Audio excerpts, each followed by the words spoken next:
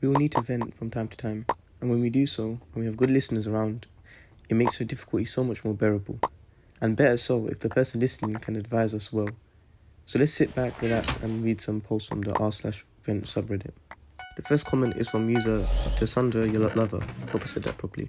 People are way too focused on recording special moments instead of living them. My niece's first birthday party happened recently when everyone sang her happy birthday and brought out her cake. Nearly every woman there had their phone in the baby's face recording the entire thing. And then I thought about it. People stopped having memorable special moments because it's almost like you can just relive the moment because a dozen people documented it. They're so focused on getting the perfect angle that they aren't even enjoying the moment. I noticed for me personally that the most fond memories are ones that aren't documented somewhere. They're ones I have embedded in my memory, and that's why they are in my memory, because they meant a lot to me and I don't need a video of 5 different angles to remind me of them. I agree with this post. I feel like due to social media, we want to save every single moment just to relive it later on. But what we forget is that the best time to embrace and live that memory is at that time. It will be much more memorable and enjoyable with no cameras. And I feel like also having a picture of food or a picture of a tourist attraction can be nice. But the balance is when time is made for pictures, but then after that, everyone else embraces that moment. For example, when we go out with friends and family, 1 or 2 pictures are enough. I really do think that the rest of that time should be phone free, even if that means turning off notifications if we have to. To add to this post, I feel like society has become glued to their phones, such that we can't enjoy a family moment or just time with our friends without picking up our phones. I feel like if I become a parent, I'll try to implement a device ban at dinner time. Kids need that undivided attention. The next post is from user Solidarity21. Living in the UK has made me so damn angry. Need reassurance. I'm so bleep angry. I'm just so bleep done with everything. I can't get a job that actually pays me a decent amount of money because I'm, stuck at a teacher's wage in the UK, which is near nothing because all wages in the UK are near nothing. And whilst I'd love to look at careers like aviation because I have a history of mental health, particularly bad mental health, I can't do that. I don't have the experience to move into sectors that actually pay me decent amounts of money. Despite working in computer science and working in tech, that was long enough ago and I don't remember anything beyond what I need to teach, and that's not a possibility. I'm stuck. I'm so bleep stuck. I don't know how to bleep get out. And I hate this garbage country for being so goddamn expensive to live in. I mean, I'm 27, I work as a computer sciences teacher. I live in my dad's bleep shed because if I rent, then I'm gone. Because I work in a city that is quite expensive to work/live in. So I end up having to pay some rent to my dad because he's also financially not able to support himself if I'm living with him. And then obviously these commute costs, but that's still somehow less than renting in the city I work in. But all this means I basically don't have the money to do anything. And I know people are going to suggest, get a high-paying job. I can't because the job market is that bleep screwed. I just don't know what to do anymore and I don't really want to stay in this position. I need to be out of it. I'm just so angry and I just don't know what to do. I really don't seem to be going anywhere because if I rent, I just have less money than I have now. And to own somewhere, I'm going to have to save basically, for the next 20 odd years. And I don't have enough money spare a month to actually be able to afford somewhere decent. I think the worst bit is knowing that there are countries that pay better than we pay here. But I can't go to them because guess what? You need money to go to them and I don't have that. I really don't know what to do. If anyone has any suggestions, that isn't just, find a job that pays more money. Because guess what? I'm trying and that's not working. Please help. This might be a hot take, but I feel like the best option, and it's honestly worth the investment, is considering going abroad.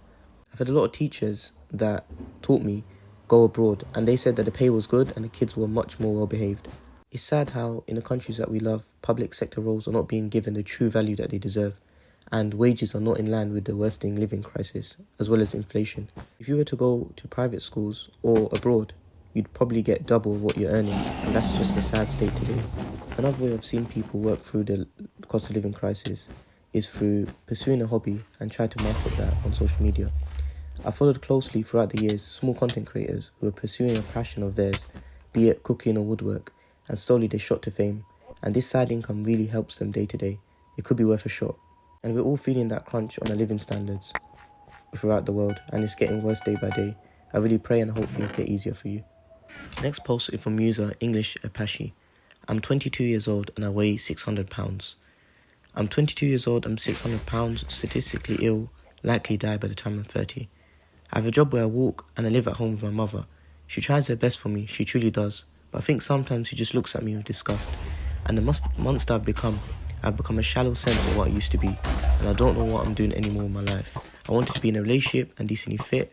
I wanted to be able to walk around Walmart without losing breath. I don't have insurance. I can't do these wonder miracle drugs.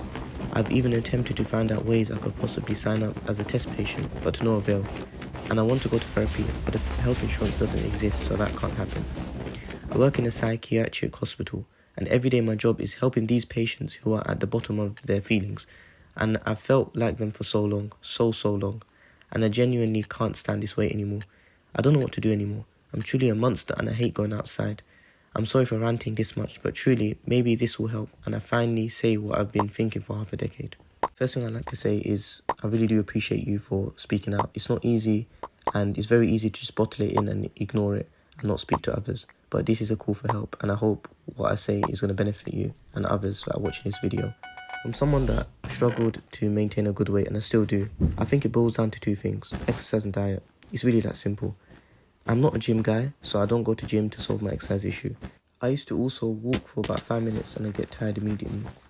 But to stop that, I've tried to walk regularly since, around 10 minutes a minimum a day, and doing a bit more where I can. Recently I got into cycling, which really did help. And if you're considering to go gym, I say go for it because it does really help. So diet, I feel like the best way to maintain a balanced diet is either eating significantly less in each meal, skipping lunch, which helped me a lot, and having a moderate breakfast and dinner to supplement your calorie deficit, and just avoiding snacking altogether. It's a really bad habit we all do. Cutting snacking will really help in this journey. I have a few Muslim friends, and during their month of fasting, I'd see them fast from dawn to dusk. And what they told me is that the stomach is not being overworked, so that helps digestion and reduces overworking of the stomach. And overall, their calories are reduced significantly because they're eating less, but they're perfectly fine, it seems. I looked it up, and it's called intermittent fasting or water fasting, where you don't eat for a certain amount of day, and either you don't drink water as well or you drink water. And that stuff really does help, and it's helped me quite a lot. But overall, small changes and habits will help. It's not easy cutting weight, and it's a long-term effort. I honestly wish you the best. The next post is from user equivalentbad6643. I have horrible communication skills and it's ruining my life. I, 25 female, have had a lot of trouble expressing my thoughts in a coherent way verbally. I talk without purpose sometimes, just trying to get the words out and hoping the person listening is making sense of what I'm saying in their heads. They often can't. I envy people who can just think about how they feel about something or their opinions on the topic and share them freely and immediately. It usually takes me some time to think alone to come to a conclusion about that stuff. It shows up in horrible ways too, particularly in romantic relationships and friendships where I don't know how to express myself and my feelings. So I either end up stuck with people I have nothing in common with always agreeing with them and being easygoing, or as a lost connection, depending if the other person can understand me or not. I'm not even sure if I'm making sense right now. It takes a lot of effort, screwing up and just retrying. It's an ongoing process, and like all the skills, the more you do it, the more better you get at it. From someone that struggled with confidence myself, speaking and articulating my thoughts as well, I've seen that practice is the main thing through.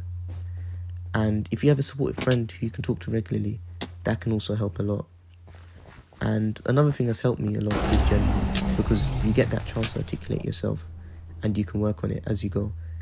It's a long effort, but you got to believe in yourself and just persevere. There'll be times when you stutter, times when you mess up, but you got to just go through. I really hope that things become easy for you and honestly wish you the best.